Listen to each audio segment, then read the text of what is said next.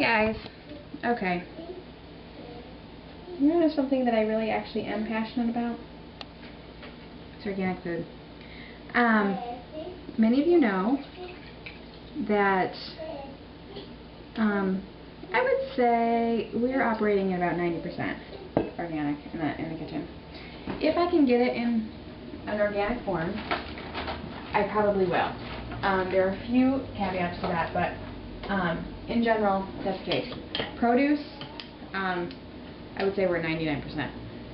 There are sometimes some things for a certain recipe that it's an off season for that, and I can't get it here in an organic form, and so I might use conventional red pepper every now and then, or something like that. Although I try not to eat those, unless I can avoid it,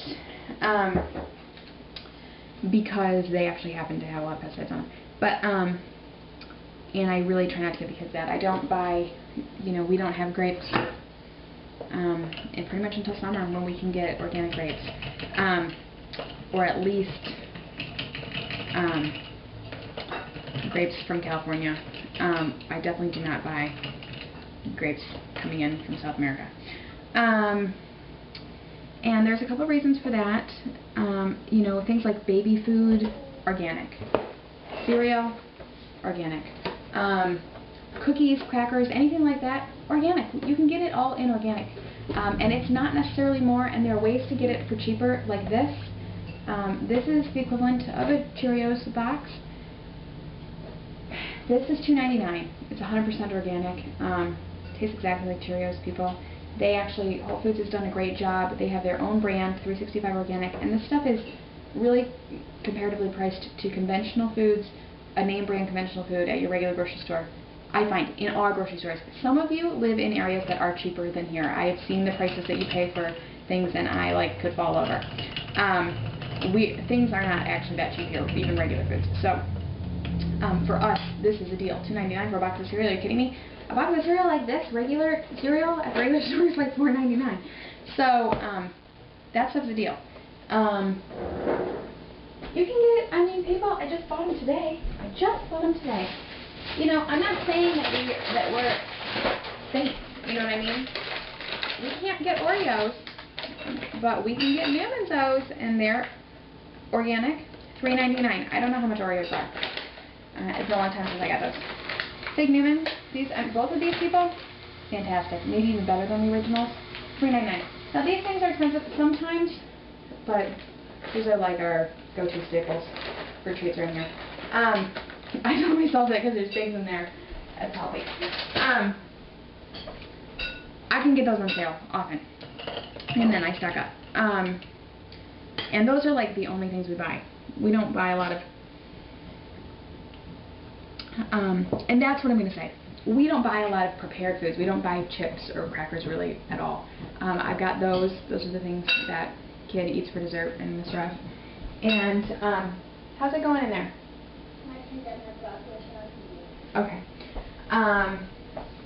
So those things are, if you bought those and you're trying to get organic crap food, you're paying more because you're paying more for those types of things in general.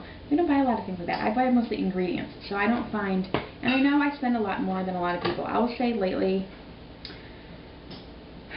and I've got 4 people eating, and I know, I've got 2 kids, but I've got eaters. I don't have picky eaters. I have actual real eaters.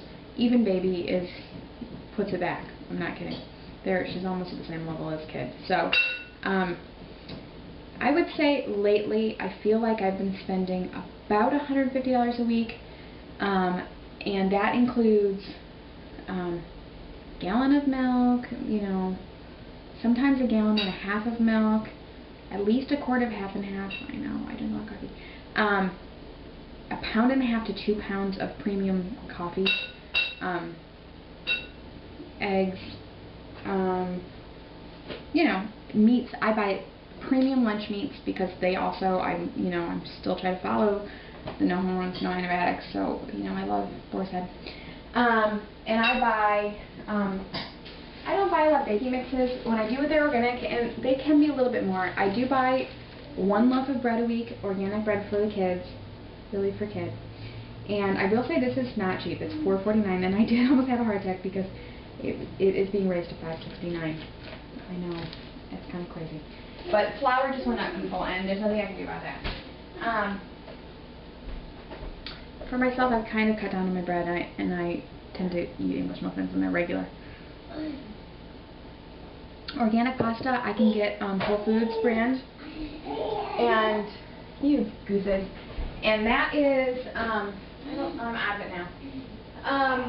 It's not crazy expensive for their own brand of organic pasta. It's, I think, maybe between $1 and $2. And you know, I really stretch the pasta, so that's something, nothing to be, you know, embarrassed about. We don't need a lot of that.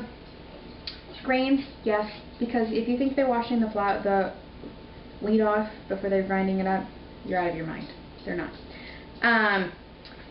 So there's pesticides in your flour, in your cereals, in your oatmeal, all that stuff. I'm just trying to eliminate that.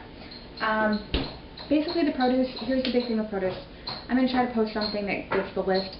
But one thing to keep in mind, if you eliminate the top 10, I think you're eliminating 90% of your pesticide load. And that's a big thing. And those things I know offhand are potatoes, which could be shocking. We don't eat a lot of potatoes because they're not great for you. Calorie-wise. Do you need more, guys? I need more bunny noodles. Ruby, I told you you need to finish your broccoli if you want to get more bunny noodles, okay? You haven't really made a dent in that, and I did not give you too much. Yeah. Do not steal hers. I'm serious. Eat half of that broccoli and like eat some noodles. Potatoes, pears, peaches, apples, I think grapes, green beans. I know it's a killer for me. Anyway, I'll put the list up. Celery. Basically, if you think about something that has a thin skin, it makes sense. It requires more pesticides to keep it blemish-free, to keep it from being infested.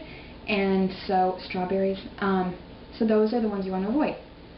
You cannot wash pesticides off all the way. That's intentional because it rains outside, and they need to keep the pesticide on the fruits and vegetables anyway. So it doesn't easily wash off. Even if you wash it many, many times, there will still be pesticide residue on there. And pesticides are carcinogens. Some of them very, very toxic. And something to really think about. Rudy, not right now, please. Not right now, please. Just leave it alone. Just leave it alone, please. You can leave it alone. You can leave it alone. Leave it alone. I just asked you to leave it alone. Listen to what I'm saying. I told you I was going to turn it off. I heard what you told me, but I'm more interested in whether you're hearing what I tell you. I told you to leave it alone. Just leave it alone. Bring me your bowl. If you're ready for more noodles, I will give you some more. Okay, then find something to do quietly for a few seconds.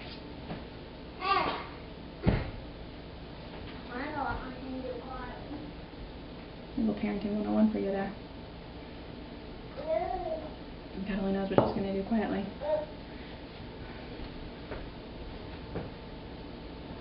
Oh, Lord, people. Basically, what was I don't even know. Oh, conventional food that is flown in from other countries. FYI, really heads up on this. Conventional food from the U.S. is still controlled what types of pesticides can be used.